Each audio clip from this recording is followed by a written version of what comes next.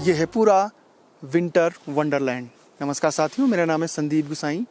यूँ तो हर्सिल घाटी पूरे उत्तरकाशी नहीं बल्कि पूरे उत्तराखंड की खूबसूरत वैलीज़ में शामिल है, लेकिन जब बर्फ़ की आगोश में ये पूरी घाटी समा जाती है तो फिर इसकी खूबसूरती कई गुना बढ़ जाती है। तो हर्सिल घाटी से आज हम आपको विंटर वंडरलैंड यानी जो इसकी पूरी चारों तरफ की बर्फीली वादियों से गुजरते हुए जो 4 धामों में से एक हमारे गंगोत्री धाम के दर्शनों के लिए लेके जा रहे हैं।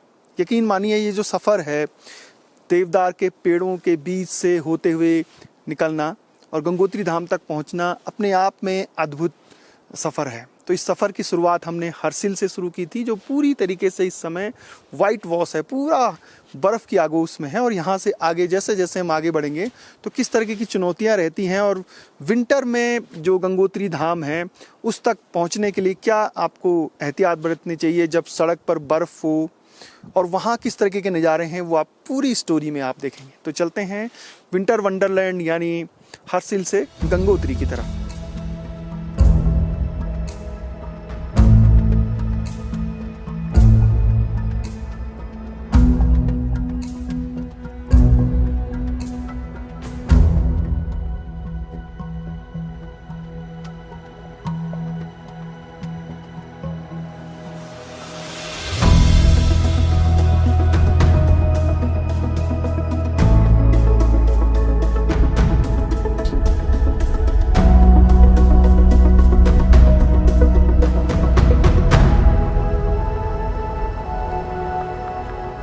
शीतकाल के बाद जब गर्मियों में चारधाम यात्रा के कपाट खुलते हैं तो गंगोत्री, केदारनाथ और बद्रीनाथ के जो रास्ते हैं उसमें विशालकाय हिमखंड आपको दिखाई देते हैं।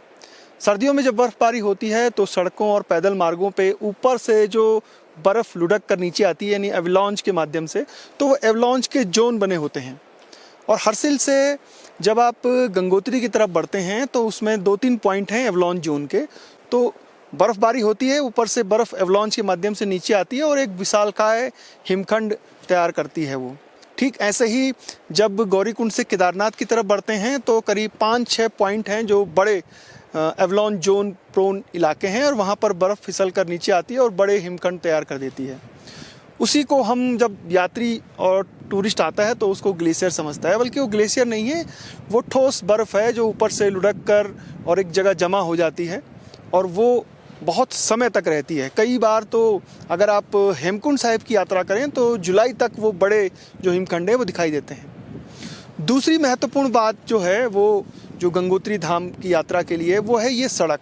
जब आप सड़क पर चलते हैं हर्सिल से आगे तो स्लिपरी हो जाती है वो, क्योंकि बर्फ़ पड़ती है। बर्फ़ पड़ने के बाद जब मौसम खुलता है तो पाला पड़ता है और उस समय गाड़ी चलाना बहुत मुश्किल हो जाता है क्योंकि टायर स्लिप होते हैं। तो बहुत सोच समझकर उस समय जो गाड़ी है उसको चलाना पड़ता है। यहाँ तक कि जो सेना के जो गाड़ी हैं वो भी बड़ी बड़ी चेन लगा के अपनी जो गाड़ियाँ हैं वो चलाते हैं।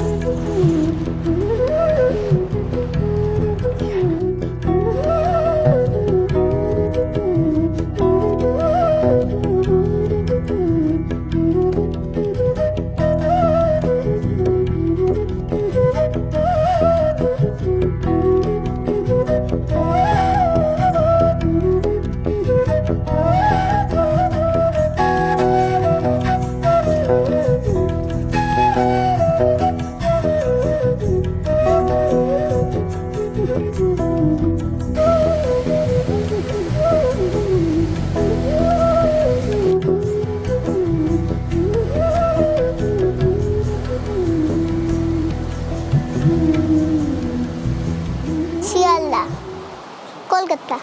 क्या क्या देखा आपने यहाँ? मैंने यहाँ बहुत सारे बर्फ देखे और मैंने बहुत सारे डॉगीज देखे, पपीज देखे। आप क्या लेके जा रहे हो? मैं गंगा जल लेके जा रही हूँ यहाँ। ये रहा मेरा गंगा जल। आप क्या करोगे इसका? हाँ, क्या करोगे इसको? ये पूजा करेंगे, घर में पूजा करेंगे। मैं कोलकाता से इधर आई हूँ। आने के टाइम बहुत दुविधा में थे, इधर आए या नहीं आए, क्योंकि हमारे साथ छोटे बच्चे भी थे। रास्ते में बर्फ़ गिरे हुए थे, रास्ता खुला होगा या नहीं ये हम चिंतित थे, लेकिन अल्टीमेटली हम लोग आ पाए। हम लोग 2 दिन से हर्षिल में रुके थे, उधर में हम लोग गाँव घूमे। आज हम लोग गंगोत्री में आए हैं। इधर तो मंदिर बंद है, लेकिन जो यहाँ का वातावरण है वो हमें बहुत पसंद है। और अभी तो यात्रा का टाइम नहीं है, इसलिए लोग भी ज़्यादा नहीं है, ये खाली खाली है, लेकिन ये जगह हम लोगों को बहुत अच्छा लगा। और मंदिर भी हम लोगों को पूरा फील दिया, जो हम लोग मन से मांगना चाहते हैं हम लोग मांगे हैं। और यही दुआ करते हैं सब खुश रहे, सब अच्छे रहे।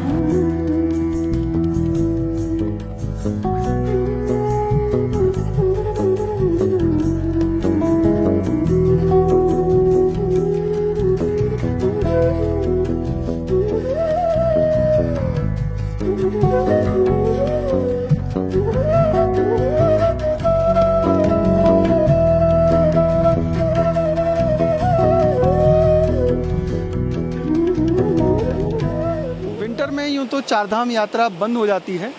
जैसे बद्री विशाल की यात्रा ऊखीमठ जो जोशीमठ है वहाँ होती है, वैसे ही केदारनाथ के अगर दर्शन करने हो तो आपको जो ऊखीमठ है वहाँ जाना पड़ता है। ऐसे ही आपको अगर यमुनोत्री धाम के दर्शन करने हो तो फिर जो खरसाली है वहाँ जाना पड़ता है। लेकिन गंगोत्री मंदिर ऐसा है कि विंटर में भी यहाँ पर जो श्रद्धालु हैं छिटपुट यहाँ पर पहुँचते रहते हैं।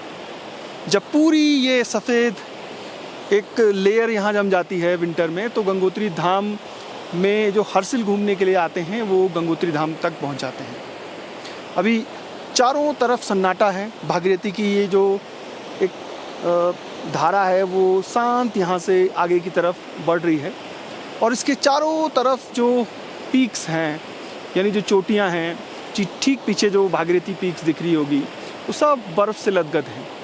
यहाँ आना भी बहुत मुश्किल नहीं होता है। हर्षिल के करीब लंका तक पहुँचने में थोड़ी सी दिक्कतें होती हैं, लेकिन जैसे ही आप लंका पार करते हैं फिर भैरव घाटी पुल होते हुए उसके बाद सीधे गंगोत्री तक जो स्नोफॉल होती है वो बहुत जल्दी पिघल भी जाती है। और इसलिए भी यहाँ आने में ज़्यादा जो भक्त होते हैं, जो सैलानी होते हैं, उनको दिक्कतें नहीं होती हैं।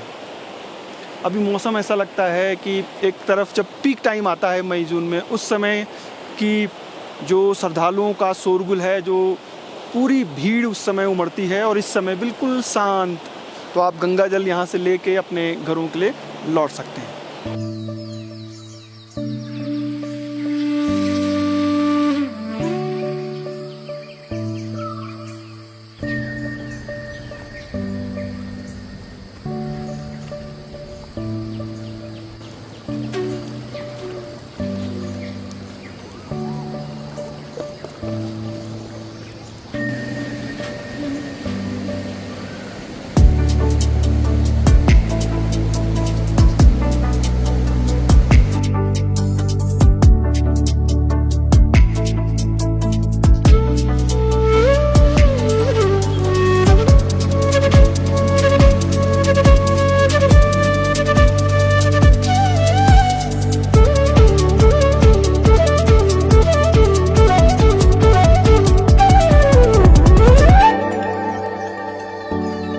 बोला है कि इस बार शीतकालीन में हमें यहाँ पे क्या है पूजा, जो मंदिर के गेट के बाहर पे दिया जलते हैं वो इस बार हम ड्यूटी लगाएंगे।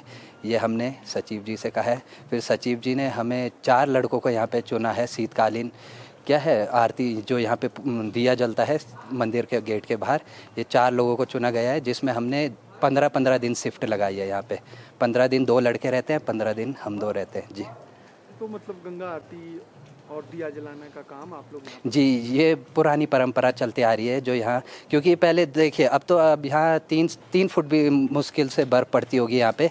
जो ये परंपरा चलती आ रही है, पहले से चलती आ रही है। उस टाइम 7 से 8 फुट, ये लगाइए आप मकान के बराबर यहाँ पे बर्फ़ पड़ जाती है। तो ये परंपरा पहले से चलती आ रही है, जो शीतकाल के यहाँ पे मंदिर खाली नहीं छोड़ते हैं। यहाँ पे सुबह शाम दिया लगाना ज़रूरी है। जी, तो कपाट बंद होने के बाद भी विंटर में भी श्रद्धालु लोग आते हैं जब आप लोग यहाँ रहते हैं? जी देखिए, सीज़न के मुताबिक तो कम ही आते हैं यहाँ पे, मतलब जितना सीज़न में आते हैं उस हिसाब से इतनी भीड़ नहीं आती है। लेकिन यह है कि थोड़ा बहुत यात्री कोई यहाँ पे बर्फ़ देखते हैं तो बर्फ़ के चक्कर से, बर्फ़ का आनंद लेने के चक्कर से आ जाते हैं। हर्षिल आए रहते हैं यहाँ पे घूमने। तो बोलते हैं जब हम गंगा मैया के मंदिर के इतने पास हैं तो मंदिर के भी दर्शन करके आते हैं जी।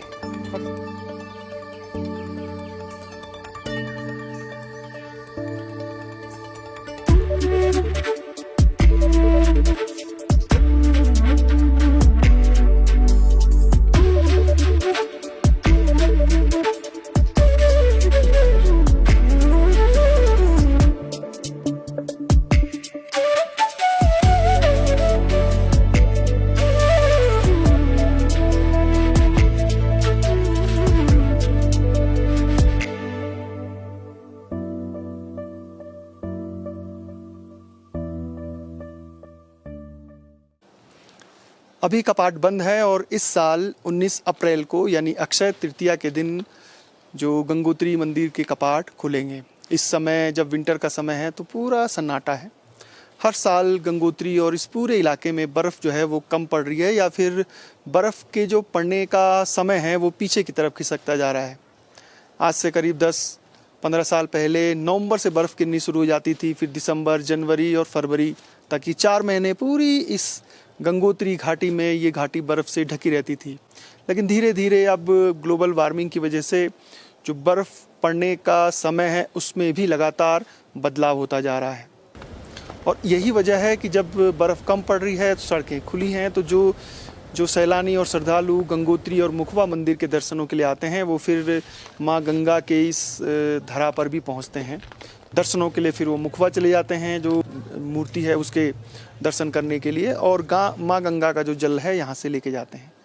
तो इस तरीके से धीरे धीरे विंटर में भी गंगोत्री धाम में जो श्रद्धालु हैं उनकी संख्या बढ़ती जा रही है।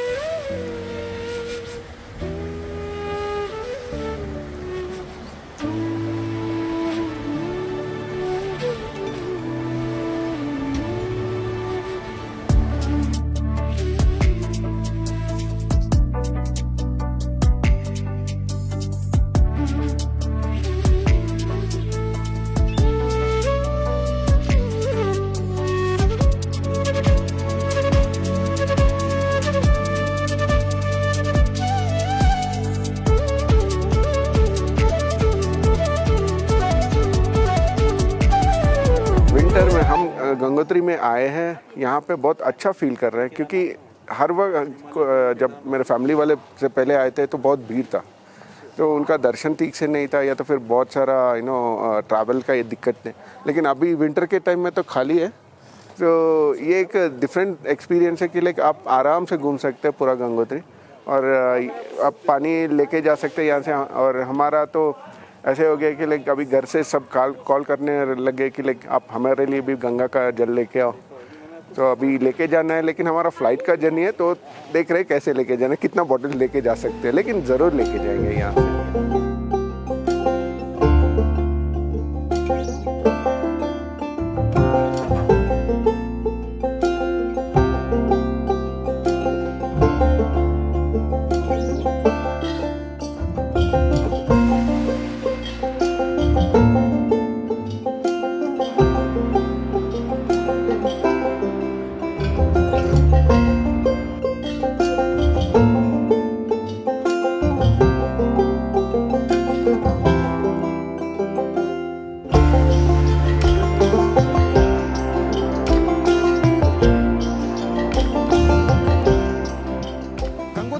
कपाट हर साल अक्षय तृतीया को खुलते हैं।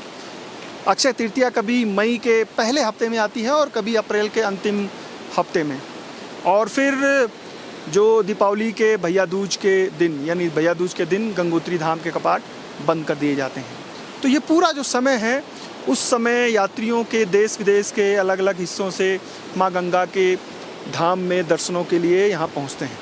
पिछले साल धराली की त्रासदी ने सब कुछ बदल कर रख दिया। पूरी यात्रा जो है गंगोत्री धाम की वो प्रभावित रही। उम्मीद है कि इस बार 19 अप्रैल को कपाट खुल रहे हैं तो यात्रियों को पहले ही कुछ समय पहले यात्रा कपाट खुलने के बाद गंगोत्री धाम आने का सौभाग्य मिलेगा, और जिस तरीके की बर्फ़बारी हाल फिलहाल में हुई है शायद आप लोगों को उस समय तक कुछ बर्फ़बारी देखने को मिले।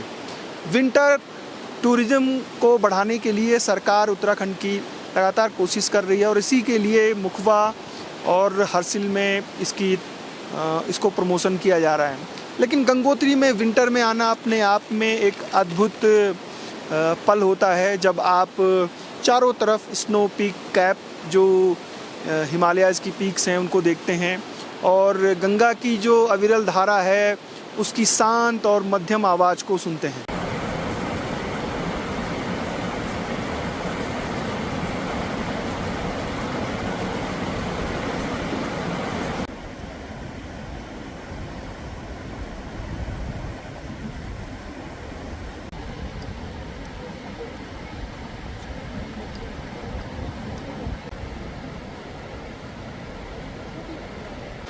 गंगोत्री नदी में यहाँ पर कई छोटी बड़ी नदियाँ शामिल होती हैं। इस समय हम जिस जगह पे हैं ये जो केदार गंगा है, जो ठीक यहाँ से करीब 16-17 किलोमीटर जो केदार ताल है वहाँ से ये एक स्ट्रीम आती है जो फिर आगे जाके गंगोत्री नदी में मिल जाती है, यानी भागीरथी नदी में मिल जाती है।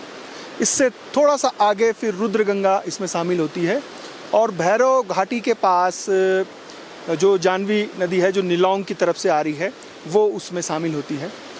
उसके बाद जैसे ही भागीरथी नदी आगे हरसिल की तरफ बढ़ती है तो हरसिल में उसमें ककोड़ा गाड मिलती है और जलंधरी मिलती है जो क्यारकोटी की तरफ से आ रही है और फिर भागीरथी नदी आगे की तरफ बढ़ती है उत्तरकाशी की तरफ। तो यहाँ छोटी बड़ी कई स्ट्रीम हैं, नदियाँ हैं और उन सब नदियों का भी अपना एक पौराणिक महत्व है। इस पूरी गंगोत्री धाम में जब कपाट बंद होते हैं तो बड़ी संख्या में कई साधु महात्मा यहाँ पर शीतकाल में योग ध्यान करते रहते हैं और ये जो छोटी नदियाँ हैं इनकी जो मधुर आवाज़ है वो उनके ध्यान के लिए काफ़ी महत्वपूर्ण साबित होती है, क्योंकि इन वादियों में जब कपाट बंद होने के बाद शांति छा जाती है, बिल्कुल शांत हो जाता है ये पूरा वैली। तो कुछ फॉरेस्ट के कर्मचारी, कुछ जो मंदिर समिति के कर्मचारी और बाकी साधु महात्मा यहाँ पर योग ध्यान में लीन हो जाते हैं।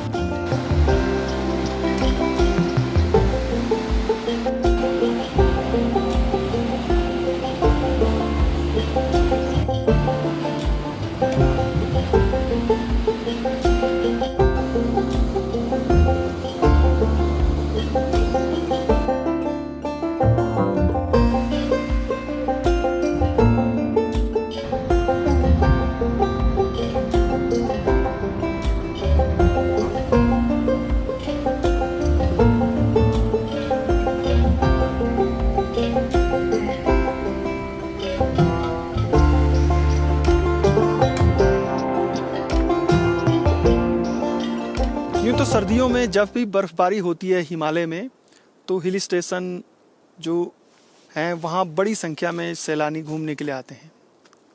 लेकिन हमारा सुझाव भी है कि अगर आप बर्फ़बारी देखने के लिए आ रहे हैं या बर्फ़ के दीदार के लिए पहुँच रहे हैं तो हरसिल और गंगोत्री की यात्रा आपके लिए परफेक्ट है। एक तरफ तो आप जो बर्फ़बारी है उसका आनंद ले सकते हैं और जो खूबसूरती है इस पूरी गंगोत्री घाटी उसका भी आनंद ले सकते हैं।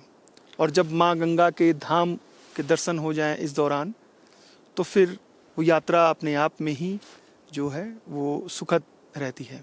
तो पूरी ये गंगोत्री धाम विंटर की जो सर्दियों की जो यात्रा है कैसी लगी आपको, हमें ज़रूर बताइएगा। हरसिल घाटी से और भी आपके लिए कुछ अनमोल रत्न लेकर हम रूरल टेल्स पर आ रहे हैं। फिलहाल संदीप गुसाई को इजाज़त दीजिए। जय नंदा।